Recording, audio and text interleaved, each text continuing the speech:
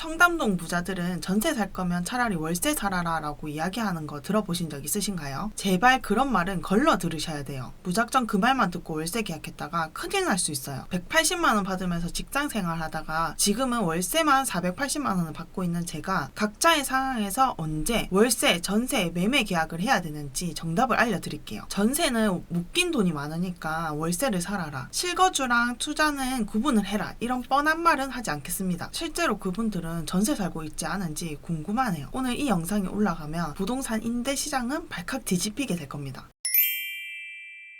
전세로 살지 매매로 살지 매달 월세 주면서 살지 가장 많이 고민하는 시기가 이 결혼 준비를 할 때인 것 같아요. 제 주변을 보면 이 결혼 준비를 하면서 매매를 할지 전세를 할지 이거 가지고 의견 충돌이 있어서 싸우는 커플들이 엄청 많더라고요. 이런 경우에는 서로가 서로한테 이해를 시킬 수 있는 정확한 정보들을 정리를 해서 좀 설명을 해줘야 되는 건데 자신도 왜 전세를 살아야 되는지 명확한 이유도 없고 그냥 집값이 내려갈 거니까 전세를 살아야 된다라고 이야기를 하거나 내피셜로만 이야기를 하게 된다면 상대방을 이해시키는 데는 어려움이 있을 수밖에 없습니다. 전세로 들어가서 살아야 된다라고 주장하는 사람들의 이야기를 들어보면 공통적으로 나오는 이야기가 딱 3가지가 있어요. 집값이 다 거품이다. 누가 이 집을 그 돈 주고 사냐. 우리나라도 일본처럼 될 거다라고 이 딱 3가지를 공통적으로 이야기를 하십니다. 네, 맞습니다. 집값이 거품인 곳도 있어요. 그런데 거품이 절대 아닌 곳들도 있습니다. 그런 거품이 낀 집인지 아닌지 확인하기 위해서는 내가 직접 확인할 수 있는 방법을 알아야 돼요. 전세로 살면 편하죠. 집값이 내리든 오르든 간에 내가 들어갈 때 냈던 그 보증금은 어쨌든 나올 때 그 돈 그대로 받을 수 있으니까요. 요즘은 보증금 못 돌려받는 경우도 많잖아요 라고 이야기하시는 분들도 있으실 텐데요. 전세 사기가 이슈가 크게 되면서 전세로 지금 들어가시는 분들은 필수적으로 허그에 가입을 하십니다. 허그 보증보험에 가입한 임차인이라면 집주인이 계약 완료가 됐는데도 보증금을 돌려주지 않고 있다면 이 허그에서 먼저 임차인한테 보증금 전액을 다 물어주는 겁니다. 임차인 입장에서는 집주인이 돈이 없어서 보증금을 못 돌려준다든지 다음 임차가 안 맞춰져서 보증금을 못 돌려받는 경우라 할지라도 이 허그에 보험이 되어 있으면 내가 냈던 그 보증금 몇 억을 고스란히 받을 수 있다는 거죠. 임차인 입장에서는 누가 내 보증금을 돌려주는지는 솔직히 상관이 없잖아요. 보증금 전액을 안전하게 돌려받을 수 있는지 없는지가 문제니까요. 그런데 제가 재미있는 실제 사례를 이야기해 드릴게요. 얼마 전에 경매 물건을 보다가 발견한 건데요. 서울 동작구에 위치한 아파트입니다. 이 아파트가 13억 2천만 원에 감정평가가 됐어요. 그리고 2번 유찰되고 나서 8억 4,400만 원까지 최저가가 떨어졌었습니다. 이때 결국엔 11억 2,100만 원에 낙찰을 받아갔어요. 이 집 등기부 등본을 보니까 경매 넘어가기 전에 소유자였던 사람이 2013년 1월 달에 이 집을 샀어요. 그때 샀던 금액이 5억 1천만 원입니다. 그런데 지금 10년이 지난 이 시점에 감정평가를 13억에 받았잖아요. 거의 2배 넘게 가격이 오른 거죠. 가장 최근에 거래된 가격은 13억 8,800만 원이에요. 이걸 보면 2013년 4월 달에 매매가가 5억 8천 정도 됐었거든요. 이때부터 가격이 쭉 오르기 시작합니다. 그래서 17년 4월 달을 보니까 매매가는 7억 5천만 원이 됐고 전세가가 5억 1천만 원이 됐어요. 그럼 이 소유자는 2013년도에 5억 1천만 원으로 이 집을 샀단 말이죠. 그런데 전세가가 5억 1천만 원이 돼버렸어요. 그럼 이 소유자는 그때 들어갔던 투자금들 이때 다 회수를 했겠죠. 그것도 4년 만에요. 13년에 이 아파트를 매수를 하면서 전세를 맞췄다면 이걸 갭 투자라고 하죠. 이때가 평균적으로 매매가랑 전세가의 차액이 3억 3천만 원 정도였단 말이죠. 그러면 이때 이 집을 살 때는 현금이 3억 3천만 원이 필요했다는 겁니다. 그리고 나서 이때 전세를 맞췄으니까 2년 후에 재계약을 해야 되잖아요. 이 임차인이랑 똑같이 재계약을 하든지 아니면 새로운 임차인을 맞췄어야 되는 겁니다. 그럼 2015년이 되겠죠. 2015년에는 매매가액이랑 전세가액의 차이가 한 2억 정도가 났던 거예요. 전세는 3억대에서 4억대까지 올랐으니까 1억이라는 현금을 다시 회수할 수 있게 되는 겁니다. 그리고 나서 2015년 뒤에 또 2년 후에는 또 새로운 계약을 맺어야겠죠. 그리고 17년도에 이 전세가가 이 소유자가 샀던 금액인 5억 1천만 원이랑 똑같아지면서 처음에 들어갔던 투자금들 있죠. 그 투자금을 전액 다 회수할 수 있게 되는 겁니다. 이때는 임차인 한 번 맞추면은 한 번 더 재계약을 할 때는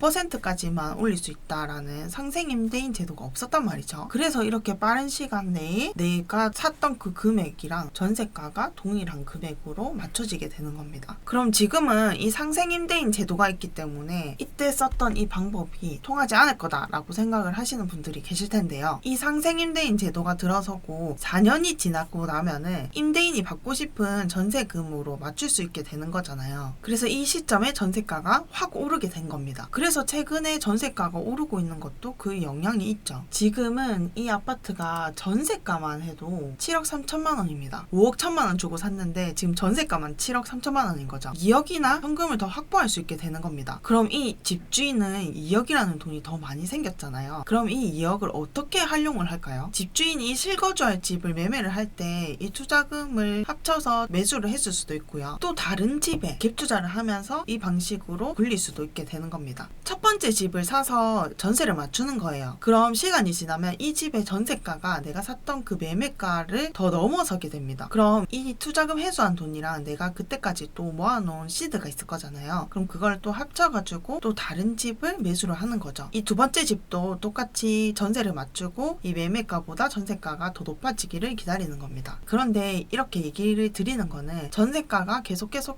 높아질 거다라고 가정을 했을 때란 말이죠. 그래서 전세가가 지금보다 더 낮아지면 어떡하냐라고 이야기를 하실 수도 있는데, 전세는 일시적으로는 낮아질 수가 있어요. 볼까요? 지금 전세 그래프인데 계속해서 조금씩이라도 계속 올랐던 거 보이시나요? 그런데 이 오르는 중에서도 중간중간 낮아졌던 적들이 있긴 합니다. 2022년에도 훅 떨어졌다가 결국에는 또 올라가고 있는 거죠. 그런데 이때 주의하셔야 되는 건 입지마다 조금씩은 다를 거예요. 무조건 이렇게 올라간다는 건 아니고 어느 지역에 있는 거냐에 따라서 이렇게 전세가는 결국에는 우상향한다라고 생각을 하셔야 됩니다. 그럼 갭 투자를 해야 되는 건 알겠는데 내가 지금 들어가서 살 집을 전세로 계약을 해야 되냐 아니면 매매로 계약을 해야 되냐라고 고민이 되실 건데요. 지금 내가 살고 있는 지역이 어디인지, 그리고 이 지역이 앞으로 미분양이 많이 쌓이진 않는지, 이런 것들의 여러 가지 요소들을 종합적으로 판단을 해서 전세로 살지 매매로 살지 확인을 해 보셔야 되는 겁니다. 그리고 내가 가지고 있는 돈이 얼마인지, 주택수는 몇 개를 가지고 있는지에 따라서 내가 실거주할 집을 전세로 할지 매매로 할지 결정을 해야 되는 거예요. 만약 주택수가 많거나 가지고 있는 주택이 고가주택이다 했을 때는 내가 실거주하는 집은 전세로 사는 게 더 나을 수 있습니다. 반면에 내가 살고 있는 집이 앞으로 더 오를 지역이다 라고 판단이 되셨다면 실거주할 집을 매매를 하던가 아니면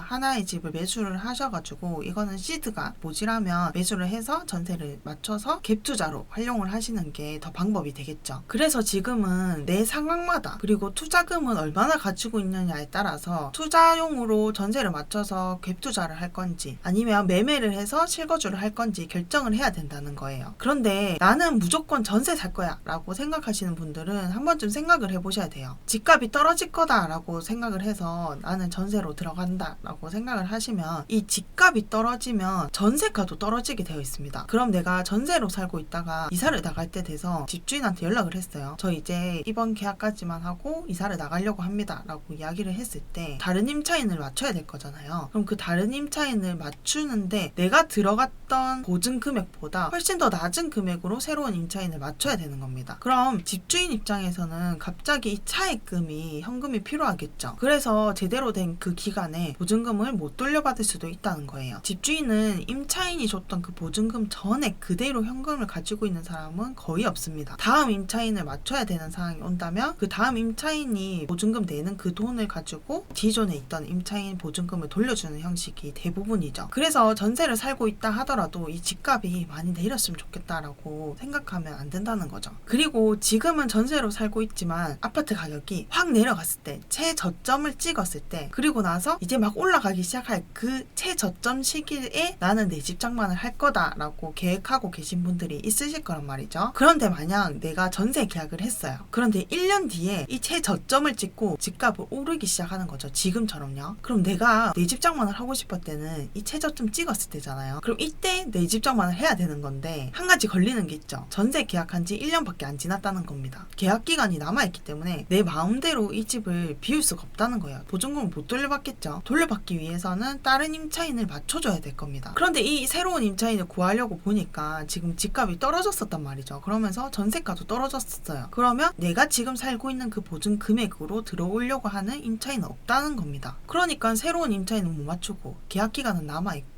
그러니까 보증금은 못 돌려받고 있고, 그래서 이 최적의 기회다라고 생각하는 그 지점에 내 집 장만은 현실적으로는 어렵다는 거죠. 이미 이 경험을 하신 분들도 꽤 많으실 거예요. 그래서 지금 이 상황에 처해 있으신 분들은 제가 앞에서 어떤 식으로 투자를 굴려야 된다라고 말씀을 드렸는데, 그 방법에 대해서 좀 더 깊게 고민을 해보시는 게 좋을 것 같습니다. 그럼 오늘 영상도 도움되셨다면 구독과 좋아요 꼭 부탁드립니다.